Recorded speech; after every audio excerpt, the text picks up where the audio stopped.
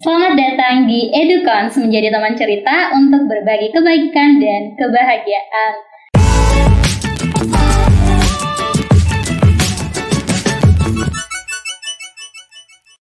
Teman-teman Edukons, senang sekali rasanya nih ya, episode perdana Edukons Podcast ini saya ditemani sama kakak-kakak yang ganteng-ganteng, yang ganteng, yang cantik pula nih di episode perdana. Dan teman-teman Edukons, tahu nggak sih apa itu bucin? Tahu lah, ya, bucin, budak cinta, atau orang biasanya juga sih bilangnya itu butuh cinta. Dan tahu nggak sih teman-teman Edukons, istilah bucin ini sempat sudah santer terdengar itu sepanjang tahun 2019, dan di tahun 2019 itu juga kata bucin ini menjadi tren nomor 1 pencarian di Google. Dan episode perdana Edukons Podcast ini kita akan membahas mengenai bucin, tentunya bersama kedua teman cerita kita pada episode kali ini. Ada Kak Jo. Halo Kak Jo, selamat datang di Edukons. Dan ada Kak Ayu yang cantik, selamat datang di Edukons. Terima kasih loh Kak Jo dan Kak Ayu ini sudah mau menyempatkan waktunya untuk hadir, untuk berbagi cerita dan pengalaman di Edukons Podcast episode pertama ini. Namun terlebih dahulu Kak, nih kita lihat dulu yuk video sosial eksperimen dari tim Edukons mengenai apa sih itu bucin menurut remaja-remaja di luar sana. Yuk kita saksikan videonya.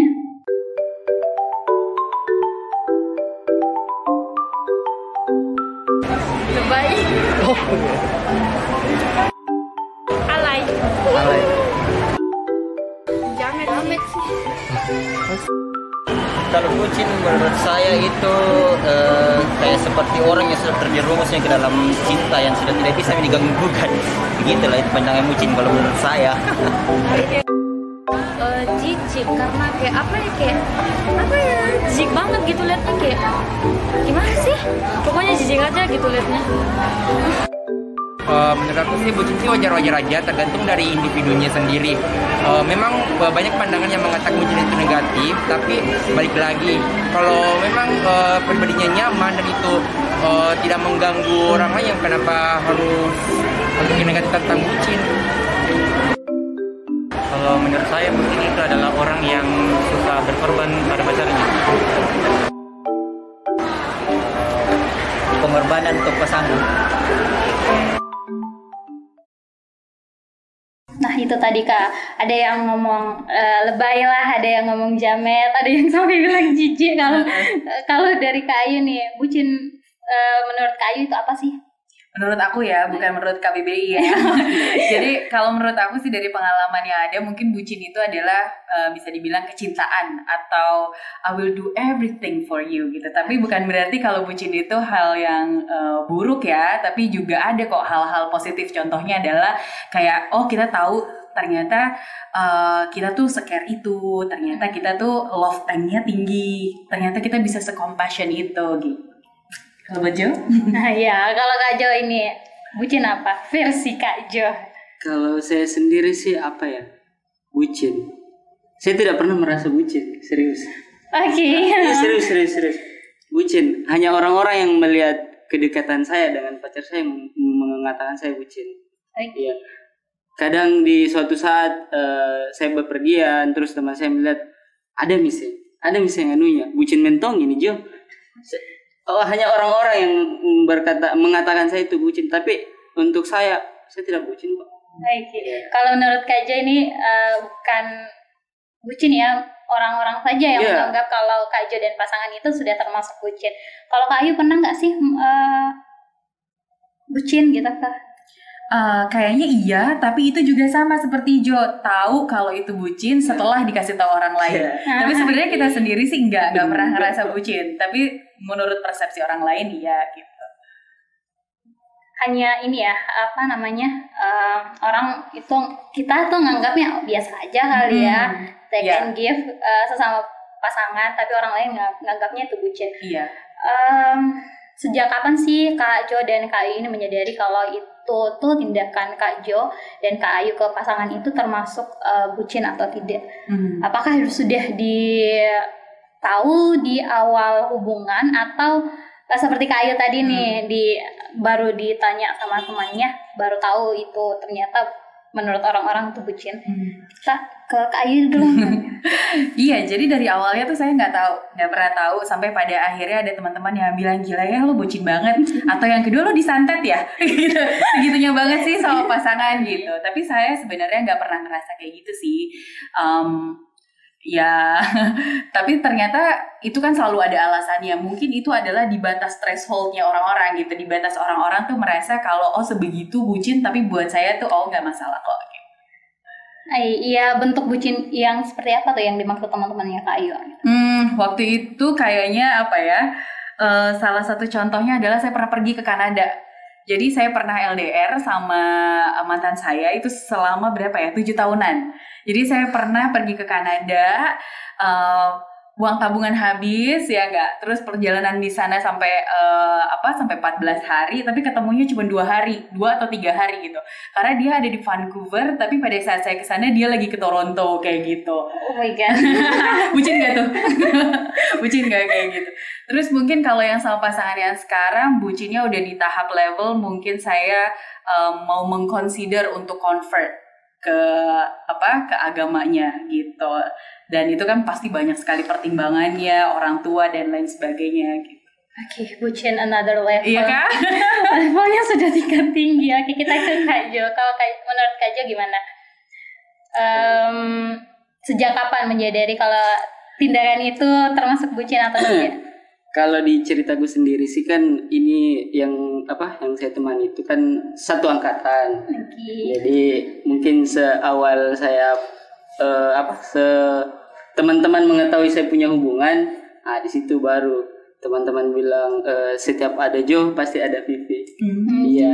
Tapi pada saat berjalannya waktu, maksud saya di setiap kegiatan pasti ada. Tapi saya memposisikan pacar saya sebagai orang yang mensupport saya. Kan saya juga sering masuk di komunitas bola, komunitas yang lain-lainnya. Dia selalu ada untuk mensupport saya di kegiatan tersebut. Iya. Cuman orang-orang yang bilang saya bucin, padahal saya tidak merasa bucin gitu. Untuk kadar bucin sendiri apa sih gitu? Okay. Iya. Jadi teman-temannya Kak Jo ini menganggap bentuk bucinnya Kak Jo dan Kak Vivi ini selalu bersama gitu. Kalau Kak Ayu gitu nggak sih? Harus selalu bersama, tapi kan tadi pengalamannya Kak Ayu nih sempat LDR. Kalau yang sekarang itu gimana Kak? Gak sih, gak harus bersama karena kita udah punya teknologi ya gitu. Dan itu maksudnya pengalaman itu memberikan pelajaran yang banyak. Jadi kita gak selalu harus nempel terus, tapi kan percaya bahwa dia juga punya kegiatan, kita juga punya kegiatan. Yang penting saling support satu sama lain. Saling support. Mungkin kalau Kak Jo sama Kak Vivi kan ada kesempatan karena bukan harus selalu bersama sih, cuman ada kesempatan untuk bersama saja karena kebetulan satu angkatan gitu. Kegiatan sama-sama. Iya, betul banget. Kak Ayu nih, hal terbucin yang menurut Kak Ayu pernah lakukan atau pasangan yang pernah lakukan ke Kak Ayu itu apa sih? Selain yang tadi itu ya, yang harus ke Kanada. Itu sih to the max ya, kayak itu to the max. Apalagi ya? Mungkin kayak saya juga belajar bahwa yang bucin itu bukan cuma saya, tapi ada waktu itu pasangan yang lain sih, sebelumnya masih awal-awal, masih baru kuliah gitu ya. Dia tuh pernah kecintaan banget gitu sampai dia rela untuk nunggu di depan gang kayak gitu kalau saya ngambek gitu kan. Terus ketemu sama kedua orang tua saya, minta maaf tuh selalu bawa-bawa tentengan deh, selalu ada. Terus teman-teman saya juga kalau misalnya lagi marah atau apa, dia selalu kayak ada tas baru lah, ada bunga lah, ada apa, itu lewat sahabat-sahabat saya yang lain gitu.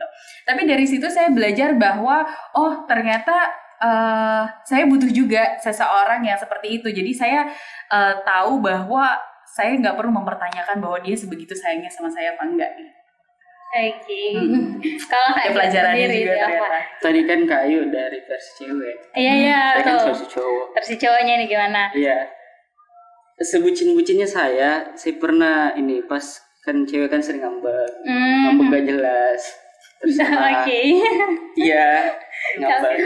Iya sempat pada suatu waktu ngambek terus nggak balas chat, nggak balas telepon. Saat itu saya beranikan diri untuk ke kosnya hujan-hujan. Oke, seperti yang dilakukan pasangannya Kak Ayu tadi. Mantan ya? Oh iya, mantan gitu. Rela nunggu ngetok-ngetok, nggak ada kabar, pulang tanpa kejelasan, besok baru dikabari. Sesuai juga yang dikatakan Kak Ayu, saya juga sempat untuk memberanikan diri untuk bertemu dengan orang tuanya. Saya kan menjalin hubungan untuk kedepannya, untuk ke jenjang yang serius. Jadi saya memberanikan diri mungkin beberapa hari. Jangan dulu deh. Saya siapkan dulu diriku, jangan dulu. Nah, sempat pada saat itu saya bertemulah dengan orang tuanya. Alhamdulillah lancar dan didukung. Alhamdulillah. Itu kan tadi dari versi cowok nih Kak. Kakak juga tadi sudah jelaskan kalau dari mantannya itu gini ketika. Kalau Kak Ayu sendiri nih, ketika ada di posisi yang seperti Kak Joni harus menghadapi pasangannya yang pastilah ada miskomunikasi gitu. Biasanya sih dari cewek gimana sih Kak menghadapi itunya? Kalau dari cowok kan tadi Kak Jo sampai nungguin kabar, berani bertemu orang tuanya. Kalau Kak Ayu sendiri gimana? Kalau dari saya sendiri sih lebih mengutamakan komunikasi ya antara saya dengan pasangan saya, sehingga kalau ada saya merasa nggak nyaman ya diomongin aja gitu, jadi saya sukanya apa, dia sukanya apa, jadi itu ketemu. Belum lagi kita juga mesti ngebahas yang namanya love language-nya dia gitu. Ternyata love language-nya saya tuh sentuhan dan juga afirmasi. Dia sentuhan, ketemu nih kan, fisik, dan juga satu lagi adalah quality time. Gitu.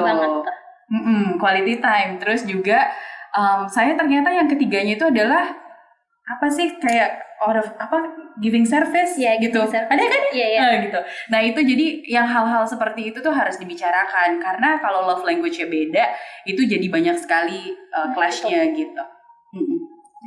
Kalau Kak Jo, kan sudah disinggung nih sama Kak Ayu soal love language-nya.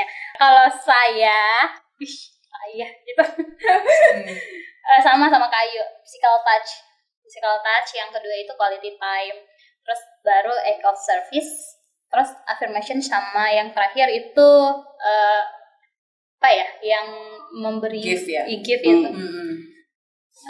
Itu sih kalau udah dekat, udah udah ada fisiknya gitu, terus waktu yang sama di situ kayak ngerasa paling dicintai gitu. Ya, berarti nggak bisa LDR nih.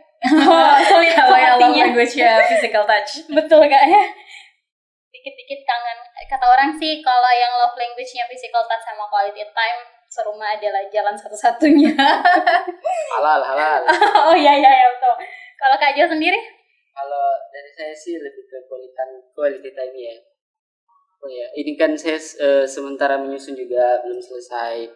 Ya, dia selalu ada ketika saya nyusun skripsi, ketika hangout bareng, ya disitulah kita kan selalu membuat quality time kita setiap hari ya mungkin ya. Ya karena kita kan saya kan berproses untuk menyelesaikan studi, jadi harus dikerjakan setiap hari, dan beliau juga selalu mendampingi saya setiap hari. Ya itu lebih ke quality time aja. Lebih ke quality time, iya betul nih. Nih kakak berdua nih kan, Kak Jo masih kuliah, terus Kak Ayu nih kerja, terus Kak Ayu nih kan biasa nih bolak-balik keluar kota gitu. Apakah hal tersebut itu mempengaruhi hubungan kakak enggak sih? Iya, kalau dari hubungannya sebelumnya yang LDR itu pengalaman memang guru yang paling berharga ya memang ya. Jadi waktu LDR itu juga sempat saking 7 tahunnya LDR itu akhirnya kita juga memutuskan untuk open relationship gitu. Open relationship itu artinya adalah kita tuh sama-sama percaya satu sama lain. Kalau misalnya kita menemukan seseorang di sana yang jauh lebih mendukung kita, mensupport dan lebih cocok sama kita, nggak apa-apa di apa namanya dijalani aja, tapi kita harus percaya harus terbuka satu sama lain, jadi dibilang gitu. Tapi kan itu nggak gampang, itu harus kedua orang yang sangat-sangat dewasa ya dengan itu. Dan ternyata kalau dilihat lagi flashback dengan love language-nya kita, oh ternyata nggak cocok dengan yang kayak gitu. Dan akhirnya itu jadi belajar juga dari si open relationship itu, dari LDR itu, dan sekarang jadinya lebih kalau punya hubungan itu jadi lebih percaya. Makanya kayaknya sekarang nggak terlalu bermasalah sih, karena kita juga udah punya teknologi kan, bisa apa namanya video call, bisa apa segala macam, dan itu nggak ada masalah sih menurut saya sekarang gitu. Nanti kalau ada waktu ketemu lagi. Oke. Kalau Kak Jo sendiri kan tadi ini sudah di ini ya, selalu di-mention kalau Kak Jo dan Kak Vivi ini selalu sama-sama gitu ya. Love language-nya juga quality time. Jadi aku balik nih pertanyaannya Kak. Kira-kira kalau Kak Jo atau pernah nggak sih Kak Jo sama pasangan ini LDR gitu? Pernah lah. Pernah. Di mana LDR-nya? Dia kan di Parepare, di Makassar. Okay. Pernah saat itu kan Lebaran, kan harus pulang ketemu sama orang tua. Nah, sempat itu Lebaran, pas hari Lebaran seharian video callan. Oh. Iya.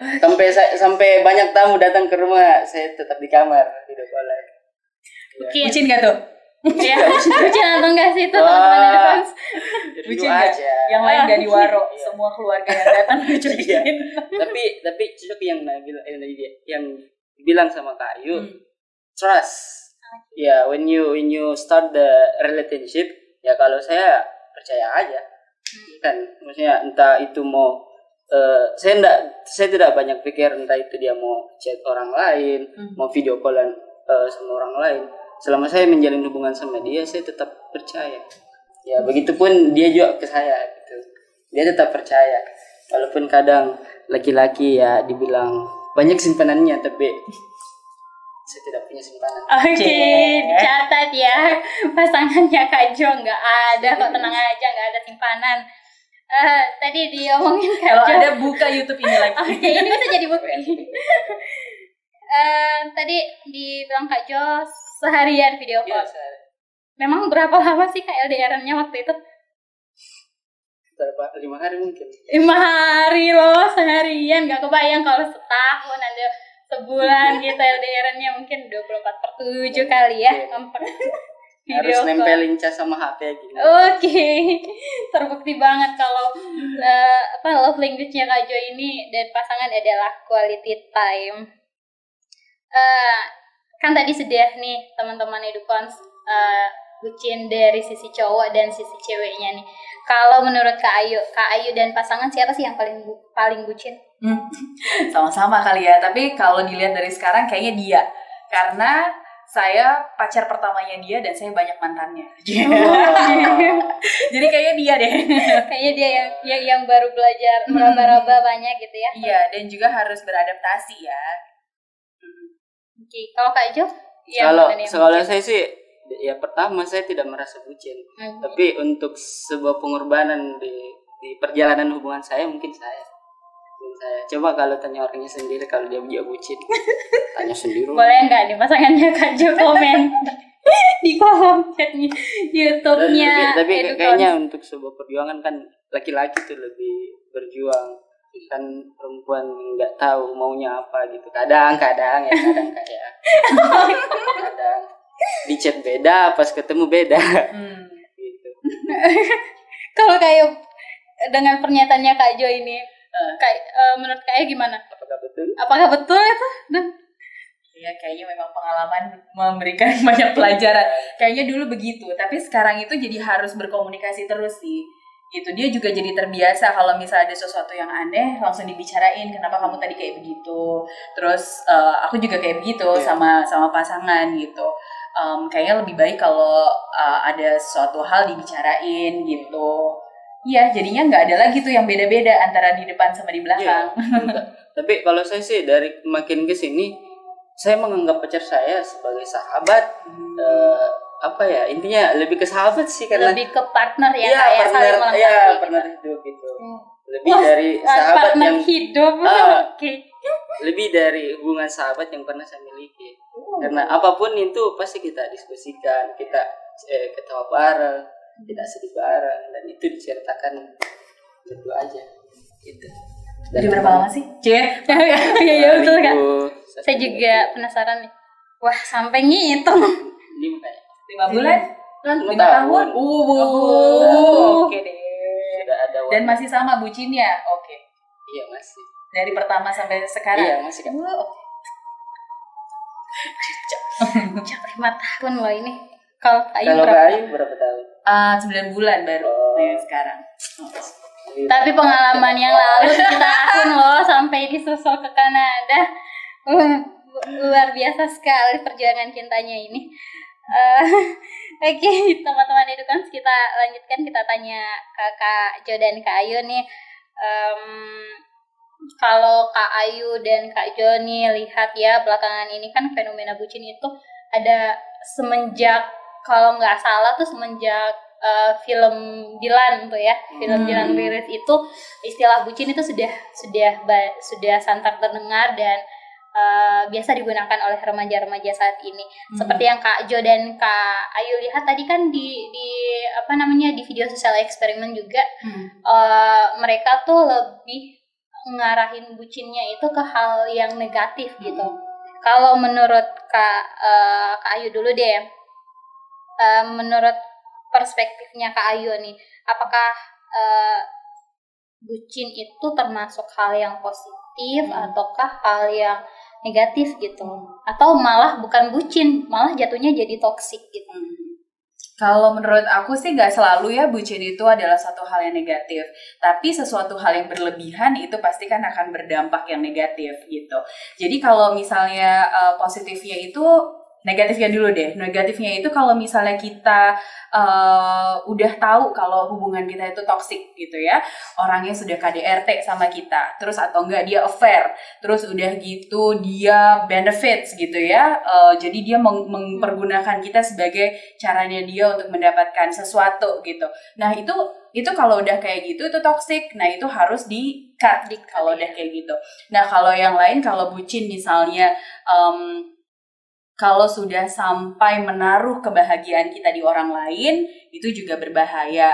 Terus kalau bucin itu kalau udah kelebihan gitu ya, udah menaruh dia sebagai prioritas utama dan kita tidak memprioritaskan diri kita sendiri, itu juga berbahaya gitu, kecintaannya di situ. Tapi di satu sisi juga kalau misalnya kita sudah menyadari bahwa oh ternyata kita sama orang yang salah aja bisa segitu cintanya gitu, apalagi kalau sama orang yang benar gitu kan, artinya bahwa diri kita sendiri sebenarnya punya compassion, punya love, punya care yang cukup besar gitu.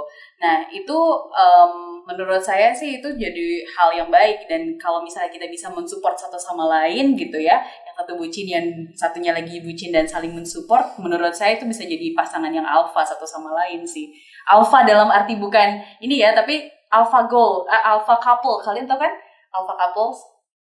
Ya orang-orang yang juga walaupun dalam hubungan tetap romantis, tapi dalam karir itu juga bagus dua-duanya gitu, saling support satu sama lain. Betul, seperti yang tadi jatuhnya lebih ke partner gitu ya, saling melengkapi. Kalau dari Kak Jo nih, kan biasanya Kak Jo yang dilihat teman-temannya nih dikira bucin. Kak Jo kan biasa pasti nih ya nemu di lingkungan sekitar Kak Jo fenomena-fenomena seperti ini. Kalau menurut Kak Jo gimana? Iya, kalau yang saya lihat memprihatinkan ya. Kalau untuk untuk seumuran SMP, SMA, kan cintanya masih liar gitu kan. Kan kalau di saya juga, saya punya adik perempuan 2, satu SMA, satu kuliah. Nah itu dia sudah berani untuk menyuruh pacarnya antar ke depan rumah gitu kan. Maksudnya kalau memang kamu mau menjalin hubungan dengan adik saya, masuk dong, jangan di luar gitu kan. Izin gitu ya. Iya, maksudnya ya kadang kan juga kita dilihat di jalanan ada sepasang ini yang pakai baju sekolah ngebut-ngebut di jalan, itu kan tidak baik. Maksudnya ya kita juga sebagai orang yang dewasa harus memberikan edukasi kepada yang di bawah kita, maksudnya lebih umurnya masih muda kan ya. Kan media sosial itu sangat liar. Harus punya pengetahuan untuk menyaring menyaring semua yang konten-kontennya itu ya kan yang dibilang tadi bilang dari film Dilan kan ya banyak yang mencontoh-contohkan. Nah di jalan itu setelah film itu banyak yang di jalan saya lihat ngeber motor saya hampir diserempet dan pakai pengalaman sekali ini ya kan. Ya walaupun saya juga lagi bonceng perempuan sih pacar saya tapi kan santai dong kita. Saya juga punya. Oke. Iya. Dunia ini bukan cuma milik kalian berdua. Ya, baru nonton film Dilan aja gitu. Oke, Kak Jo nih, saya penasaran nih dari sisi cowoknya nih kan. Jasa nih saya lihat ada di TikTok, ada di apa namanya? Di Instagram gitu. Katanya kalau cowok itu sudah jatuh cinta, tuh yang ceweknya itu harus hanya milik dia seorang gitu. Sampai bahkan kecantikannya pun ya cuman dia aja yang boleh lihat gitu, nggak boleh diumbar ke siapapun. Betul nggak sih Kak Jo? Langsung begini. Betul nggak? Betul. Ya betul sih. Dalam saya sih kalau dalam menjalin hubungan sama pacar saya nggak usah ngepost apa-apa deh. Biar kita nikmatin aja gitu. Okay. Kan kita tidak tahu orang di luar sana apa pendapatnya kita gimana. Mau dia sirik kah, kan kembali ke kita juga kan ada penyakit ain kan. Kita hati-hati untuk itu. Jadi maupun saya di luar dokumentasi disimpan di HP aja, nggak usah dipost di IG ataupun apalagi di TikTok gitu. Oke. Jadi secara nggak langsung ini membenarkan ya kalau cowok itu hanya kalau udah dibilang nih pasangannya ya itu udah miliknya. Kalau Kak Ayu nih dari sisi cewek gimana gitu, kalau cewek gitu juga nggak sih Kak? Kalau menurut aku nggak dari cewek atau cowok ya, tapi dari sisi bagaimana kita melihat pasangan gitu, bahwa pasangan itu sebenarnya partnership bukan ownership gitu. Jadi kalau misalnya kita sama pasangan ya harus saling mendukung satu sama lain, dan itu bukan barang yang jadi kepemilikan, bukan, bahwa dia pasangan kita itu juga berhak untuk bisa maju, bahwa pasangan kita itu juga berhak untuk bisa mendapatkan karir yang bagus, mendapatkan prestasi yang bagus, dan kita harus support di situ. Jadi harus dua-dua orang yang saling berbahagia gitu satu sama lain. Bukan kita punya pasangan karena kita mau dibahagiakan, no, enggak. Tapi sama orang-orang yang sama-sama sudah bahagia dan berbahagia bersama gitu. Jadi sama sekali bahwa pasangan itu bukan ownership buat saya sih. Oke, sama nih sama yang semalam saya sempat baca buku gitu. Katanya hubungan yang baik itu seperti jukat-jungkit, ada take and give gitu dari pasangan gitu. Jadi nggak berat sebelah, bukan cuman memberi atau menerima saja, tapi harus ada timbal balik keduanya. Selanjutnya kita ke Kak Jo nih. Menurut kakak ini termasuk pasangan yang protektif nggak sih untuk pasangannya? Kalau saya enggak sih, enggak terlalu protektif. Kalau pasangannya harus jalan sama cowok lain, boleh nggak? Boleh aja, tapi kan tanya. Tapi oke, boleh tapi. Ya, maksudnya jelaskan saja dia itu siapa, mau kemana, gitu kan enak. Tapi kalau saya kan terserah aja. Yang penting di awal ya saya percaya sama dia. Gitu. Oke, tapi ya kepercayaan gitu. Kalau Kak Ayu sendiri?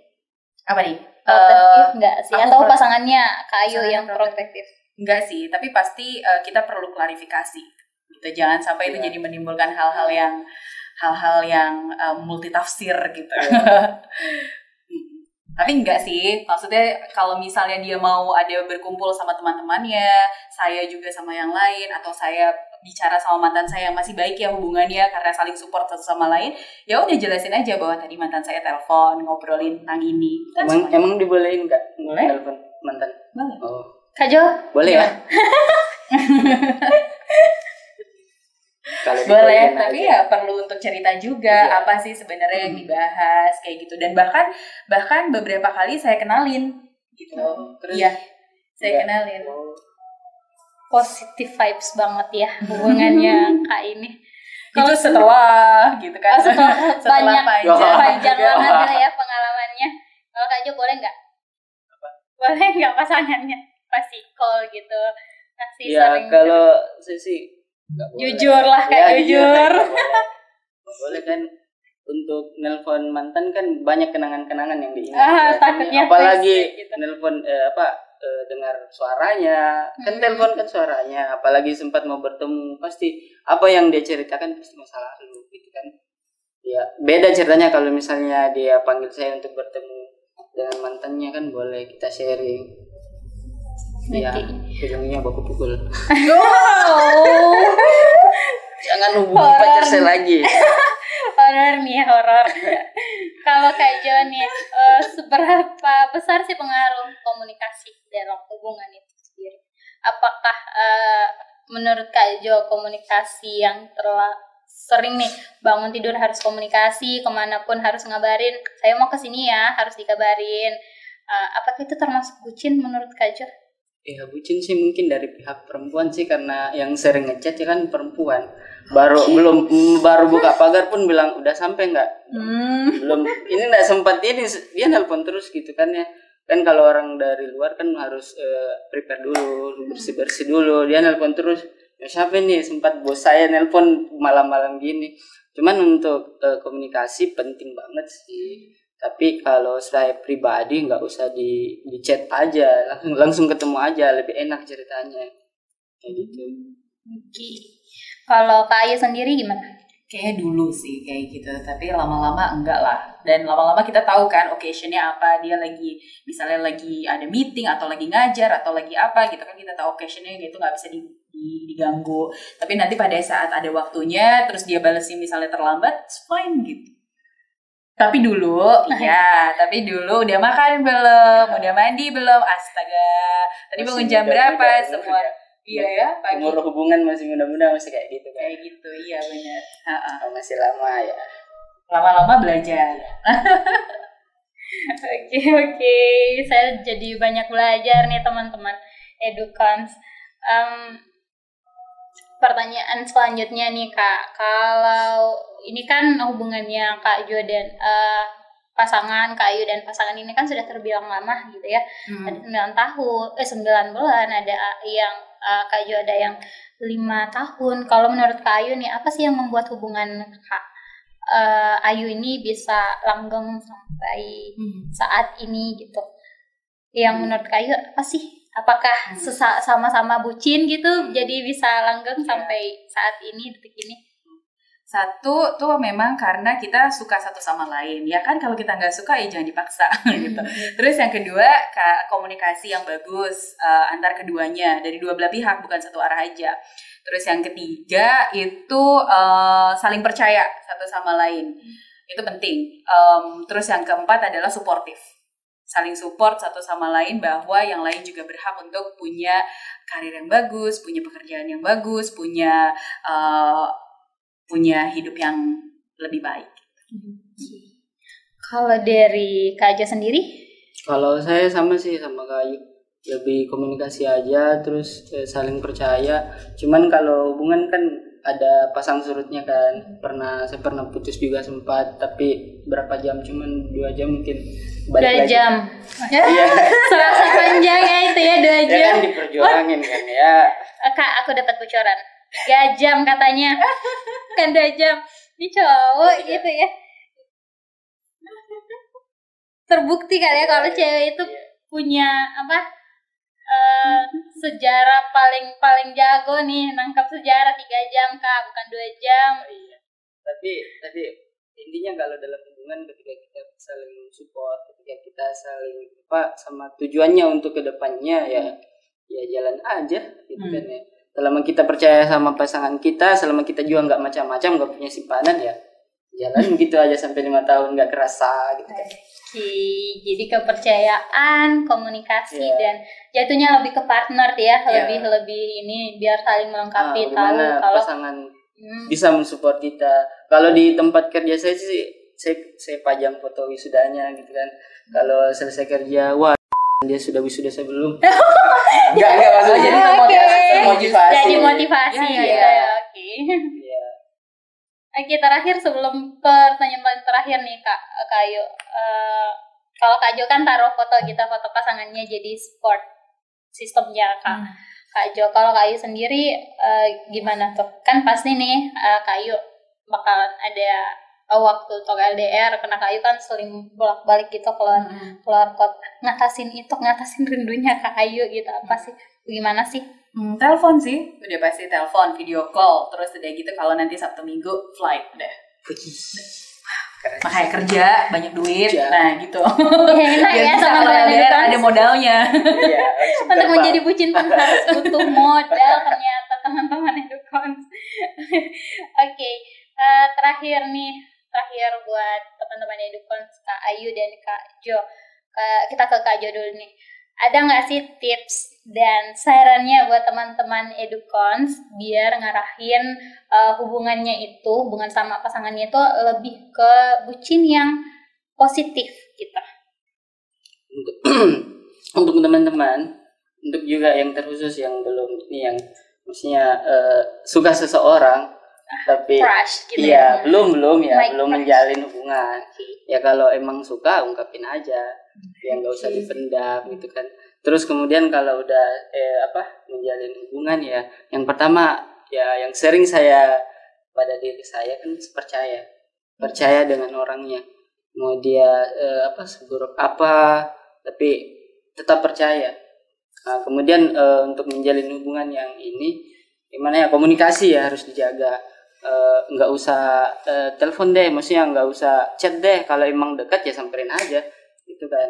Buatlah quality time yang terbaik dan bisa ceritakan nantinya gitu kan. Nah, gitu aja mungkin. Oke. Kalau ada yang mau disampaikan sama pasangannya mungkin dan lagi nonton nanti nih.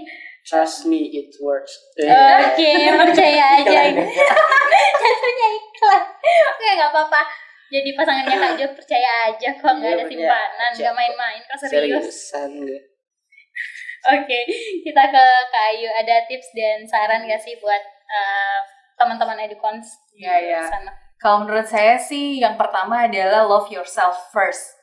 Gitu. Karena kita nggak akan craving for love kalau misalnya kita nggak sayang sama diri kita sendiri. Jangan sampai kita udah dipukulin, udah keluar duit banyak, udah segala macam, tapi tetap begging for love ke orang lain. Kalau kita sudah punya love tanknya sudah tinggi, udah mencintai diri kita sendiri, itu saya rasa sih hal-hal bucin kayak gitu nggak bakal terjadi. Terus yang kedua, listen to your friends. Karena kita berdua sama-sama nggak tahu ya kalau kita tuh bucin. Kita tuh tahu dari orang lain. Dengerin kata dia, terus habis itu pakai logikanya. Pakai logika, ini beneran nggak sih bucin? Kalau emang bucin, kalau itu kalau sudah sampai kita itu mengorbankan diri sendiri, udah cut gitu.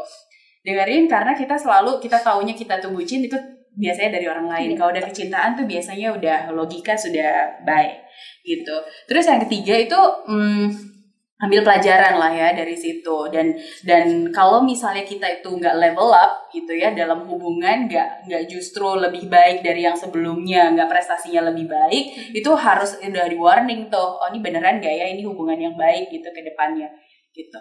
Oke, jadi dalam hubungan pun tetap ada yang namanya evaluasi diri dan pasangan gitu ya Kak ya. Sebenarnya kalau take and give tuh nggak apa-apa ya. Kalau menurut saya ya, take and give tuh nggak apa-apa, karena kan ada orang-orang yang love language-nya tuh adalah service. Asalkan kita tidak mengharapkan balik gitu, tidak punya ekspektasi lebih. Kalau udah punya ekspektasi lebih dan menaruh kebahagiaan kita di orang lain, itu yang bahaya menurut saya gitu. Jadi itu harus dievaluasi juga. Oke, jadi jatuhnya tetap ya, kalau berharap itu jatuhnya lebih gimana gitu kalau nggak terwujud gitu ya. Oke, terima kasih Kak Ayu, terima kasih Kak Jo sudah menyempatkan hadir di Edukons untuk berbagi ceritanya nih, pengalamannya terkait hal bucin. Dan teman-teman Edukons, bukan hanya terkait cerita dan pengalaman terkait bucin bersama teman cerita kita, Kak Jo dan Kak Ayu, tapi di next part dari episode bucin ini, episode perdana podcast ini, kita juga akan melihat apa sih itu bucin dari perspektif psikologi. Nah, untuk update mengenai hal tersebut, teman-teman silahkan untuk mengikuti kami di sosial media, ada di Instagram @edukons.id, sama untuk TikToknya juga edukons.id, dan tentunya update di YouTube channelnya kami di Yayasan Edukons. Dan sampai jumpa di part keduanya. Bye-bye.